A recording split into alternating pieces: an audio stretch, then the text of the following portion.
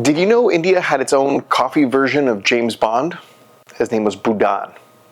Baba Budan.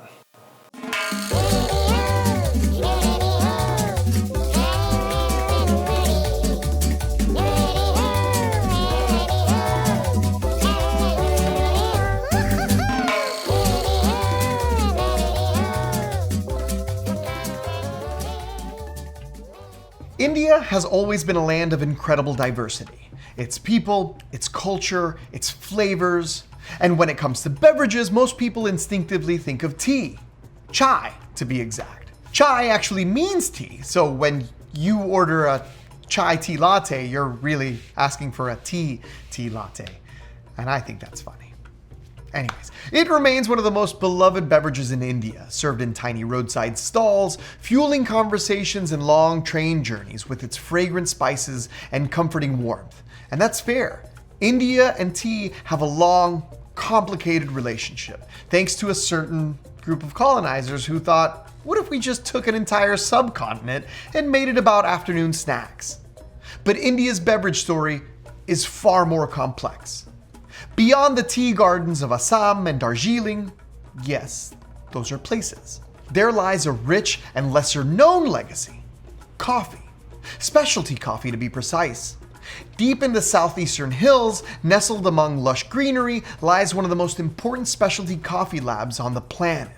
And the story of how coffee first arrived in India doesn't involve trade deals or corporate expansion, but rather a Sufi saint, a pilgrimage, and a smuggling operation that would make Ocean's 11 proud. Let's talk about Baba Budan. If you've never heard of him, well, you're not alone. He's one of the most important figures in coffee history, and yet his story doesn't get nearly enough recognition. And that's a shame, because he was awesome. His legacy is the reason India has one of the richest coffee cultures in the world. Baba Budan was a 17th century Sufi saint from Karnataka, a southwestern region of India known for its stunning landscape, vibrant culture, and thanks to him, coffee. His life was deeply rooted in spiritual devotion and community leadership, but like many of us, he went on a trip that would change everything. Instead of a weekend getaway, though, he embarked on a pilgrimage to Mecca, a journey of immense religious significance for Muslims, but also, as it turns out, an excellent opportunity for cultural exchange. During his time in Mecca, Baba Budan encountered something extraordinary: coffee.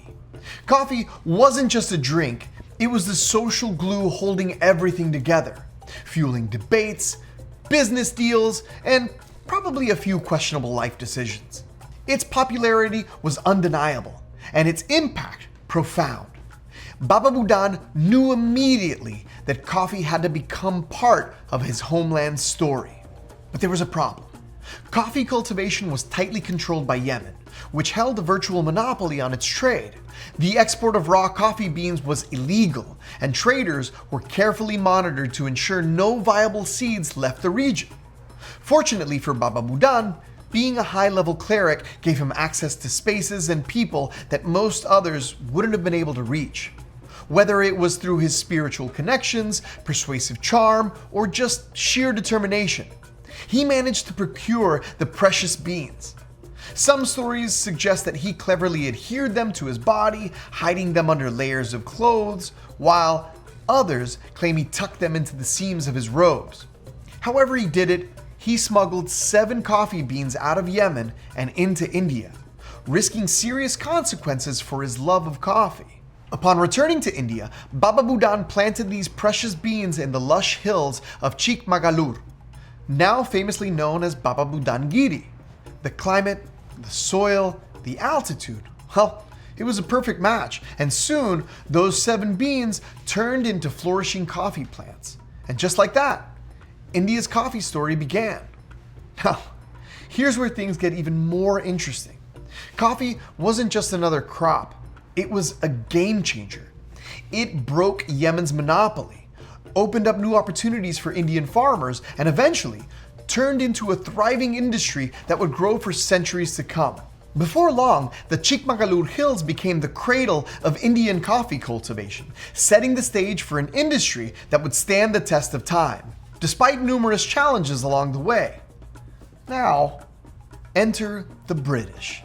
Although they're known for their love of tea, the English initially had a passionate affair with coffee. In fact, some of the most iconic institutions like Lloyd's of London began as coffee houses where merchants and traders gathered to discuss business over a cup of coffee. But when the British set their sights on India, they weren't just interested in spices and textiles. They saw potential in coffee too. However, their initial love affair with coffee took a back seat when they realized that tea offered something coffee didn't: complete control. While coffee had to be imported from regions they didn't fully dominate, tea plantations could be established right under their noses in India. As colonial rule expanded, they established vast coffee plantations, scaling production to meet growing demand back home and across their empire. However, as their grip on India tightened, so did their influence over beverage preferences. Tea, with its connections to China and later their own Indian plantations, became the drink of choice. Meanwhile, they launched aggressive marketing campaigns portraying tea as the sophisticated and patriotic choice. And let's be honest, the afternoon tea ritual with its scones, clotted cream, and tiny sandwiches probably helped too. Coffee houses, once thriving hubs of political debate and commerce, began to decline. Seen by the authorities as breeding grounds for dissent and radical ideas, tea, on the other hand, offered a sense of refinement and control, fitting neatly into the British narrative of order and decorum. Despite all of this, coffee held its ground in southern India, where it remained a beloved staple and an integral part of daily life. Today, India is the 6th largest coffee producer in the world, with Karnataka, Kerala, and Tamil Nadu leading the charge. Indian coffee, particularly Arabica grown in the Baba Budan hills, is known for its unique flavor profiles: rich, earthy, with notes of spice, chocolate, and sometimes hints of fruit. And it's not just about the beans. India has one of the most unique coffee cultures in the world. From traditional South Indian filter coffee brewed through a metal filter and mixed with frothy milk, to the rise of specialty cafés that are truly redefining the coffee experience. India's coffee scene is thriving, and let's not forget the Indian Coffee House chain, one of the oldest and most iconic coffee institutions, where intellectuals, students, and anyone who appreciates a good cup gather for debates, gossip, and occasional existential crises. Baba Budan's legacy isn't just a historical footnote. It's alive in every cup of Indian coffee, in every plantation that traces its roots back to those 7 smuggled beans, and in every cafe that proudly serves a South Indian filter brew alongside a trendy cold brew. At the end of the day, Baba Budan didn't just bring coffee to India. He introduced a ritual, a livelihood, and a legacy that stood the test of time. Whether you're sipping an artisan pour-over or a classic filter coffee, you're part of a tradition that started with 1 man and 7 smuggled beans. And that's a story worth sharing. I'm Jonathan Echeverry, and this was Curious Coffee.